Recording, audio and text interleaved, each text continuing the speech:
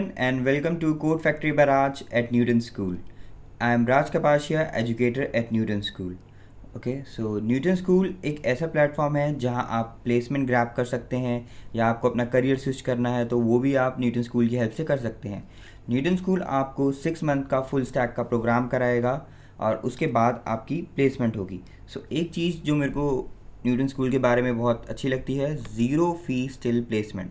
अगर आपकी 5 लाख से कम की प्लेसमेंट लगती है तो न्यूटन स्कूल आपसे कोई फीस नहीं लेगा. अगर आप अबाउट न्यूटन स्कूल, वरना like you can see like mostly of them like take monthly fees or like this kind of programs. 6 months का full stack का प्रोग्राम है और full stack की काफ़ी डिमांड है. लाइक आप LinkedIn पे सर्च कर सकते हैं, you can search on any job platform की full stack की कितनी डिमांड है, how many companies are asking for full stack.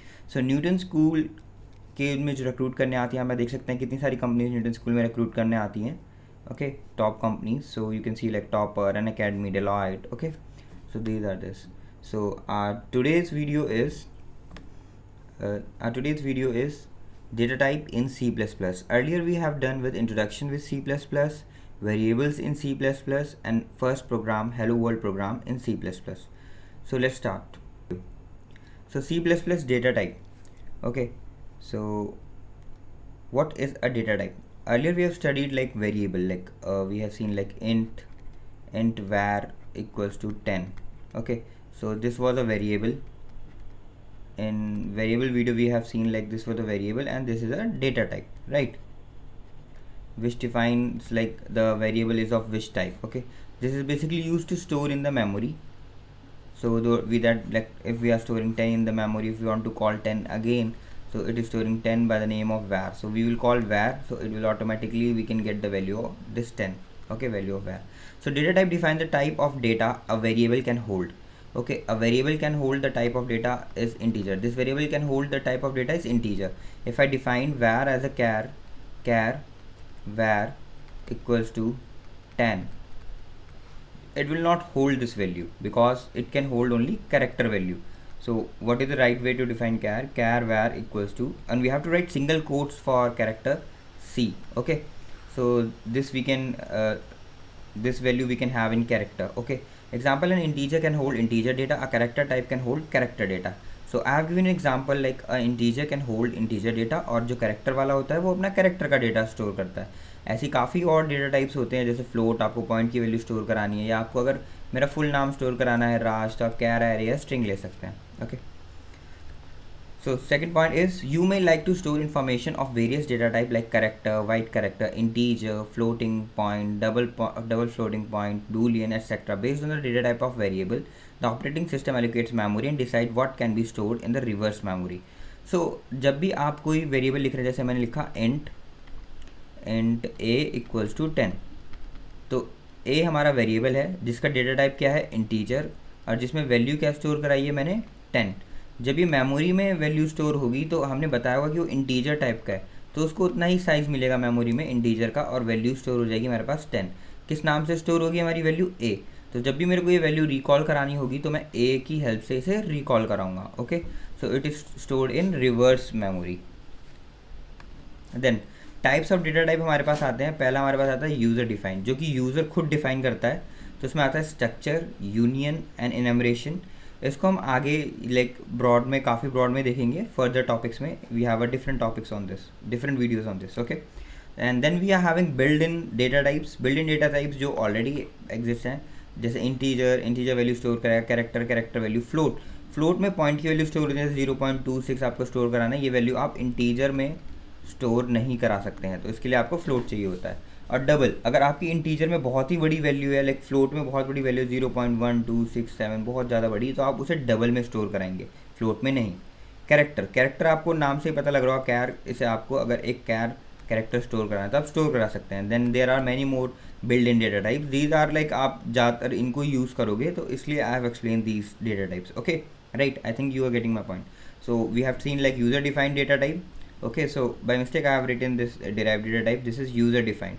Okay, so we have seen user defined data type, this structure, union and enumeration. Okay, so this is user defined.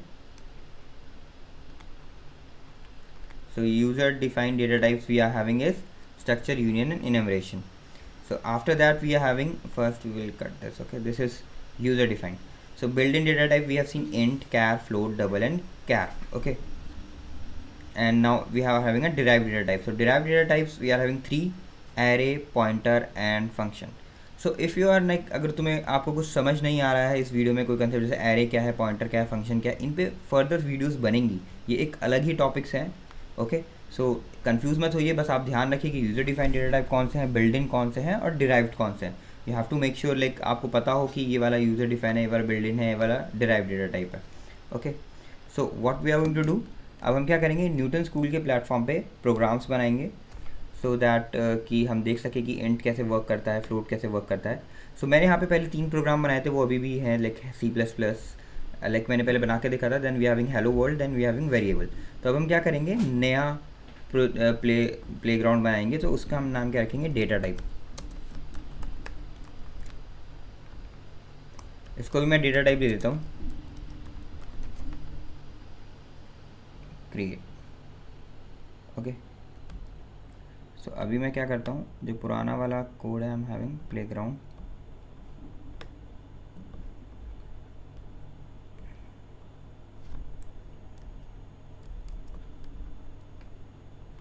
तो मैंने क्या किया है, जो variable वाला कोड मैंने बनाया था, क्योंकि हेडर फाइल वगैरह मैं बार बार नहीं लिखना चाहता, तो मैंने वहाँ से कॉपी कर लिया. तो यहाँ पे आप ध्यान रखिए, पिछली वीडियो में जैसे मैंने गलती करी थी, मैंने टेक्स्ट प्लेन का रखा था, तो मैं सर्च कर रहा था कि एरर कहाँ है. तो यहाँ पे पहले ही आप C++ कर लें.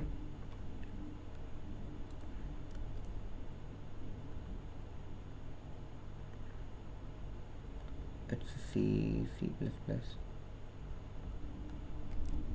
ओके, सो ये हमारे पास प्रोग्राम है. सो मैं आपको इंटीजर पहले रन करके दिखाता हूँ. We are having integer also. हम यहाँ पे डिफरेंट वैल्यूज़ रन करेंगे, डिफरेंट डेटा टाइप्स की वैल्यूज़ रन करेंगे. सो ये हमारी इंटीजर हो गई पहले. अब हम फ्लोट को देखते हैं. Float f equals to 10 point. अगर आपको पॉइंट में कुछ भी वैल्यू है, like okay, this is float. Double में हम बड़ी वैल्यू डालेंगे, and then we are having here is f.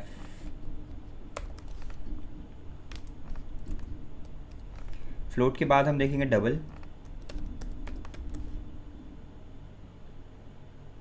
Double को हम d ले लेते हैं. Double d equals to 10 point,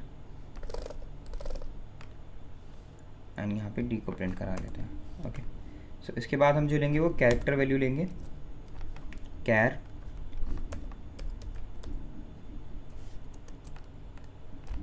character याद रखिएगा सिंगल कोट्स के अंदर आता है, लाइक सी, और एक ही कैरेक्टर आएगा, आप मल्टीपल कैरेक्टर नहीं लिख सकते हैं इसमें. सी. ओके, सो डिफाइन. सो एक और वेरिएबल हम ले लेते हैं, कैरेक्टर इन डबल फ्लोट हमने पढ़े हैं. सो अभी इनको रन करके देखते हैं. Let's run this.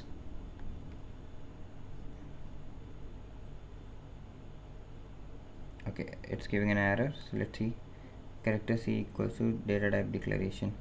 okay, so मैंने पहले int लिख दिया है, it's a mistake, sorry. now let me run this. so we are having an output. जैसा आप देख सकते हैं, पहले integer टाइप का तो 10 आ रहा है, देन फ्लोट है तो 10 पॉइंट आ रहा है, देन डबल है तो ये वाली वैल्यू आ रही है, एंड देन c आ रहा है. अब मैं क्या करता हूँ, जो इंटीजर है उसको पॉइंट में लिख देता हूँ. लेट्स सी क्या होता है. एरर आएगा अकॉर्डिंग टू मी, अदरवाइज वो 10 ही प्रिंट करेगा, या वो 10 ही प्रिंट कर रहा है. ओके, अगर हम फ्लोट में सिर्फ 10 रखते हैं तो क्या प्रिंट करेगा. Okay, it is also printing 10. Double को भी अगर आप 10 रखेंगे तो 10 प्रिंट करेगा. आप कैरेक्टर को देखते हैं, अगर हम एक से ज़्यादा कैरेक्टर रखते हैं तो क्या प्रिंट करता है. ओके, वो क्या कर रहा है, लास्ट वाला कैरेक्टर उठा रहा है. ओके, तो पहले कैरेक्टर्स नहीं उठा रहा है. अगर मैं इसमें और कैरेक्टर्स ऐड करके देखते हैं क्यों क्या होगा. So let's run this program. Okay, जैसे कि आप देख सकते हैं कि यहाँ पे वो लास्ट वाला कैरेक्टर ही उठा रहा है. जैसे मैं लास्ट में कुछ ओ डालता हूँ, now I will run this. So वो ओ ही प्रिंट करेगा. ओके, सो वो लास्ट कैरेक्टर उठाएगा अगर आपने बहुत सारे मल्टीपल कैरेक्टर्स डाल दिए हैं. ओके, सो अगर आप इंटीजर में अगर पॉइंट के बाद वैल्यू डालते हैं तो वो ऑटोमेटिकली उसे इंटीजर में कन्वर्ट कर लेगा, और फ्लोट को अगर आप 10 रखते हैं, इंटीजर वैल्यू डालते हैं तो भी वो वर्क करेगा. ओके, सो आपने डेटा टाइप्स देखे हैं. So इनमें और होते हैं data types, we will see in further videos, boolean and those kind of data types. So our next video will be on operators in C++, and we will discuss about some data types also in that. Okay, thanks for watching this video. Kindly do subscribe to this channel.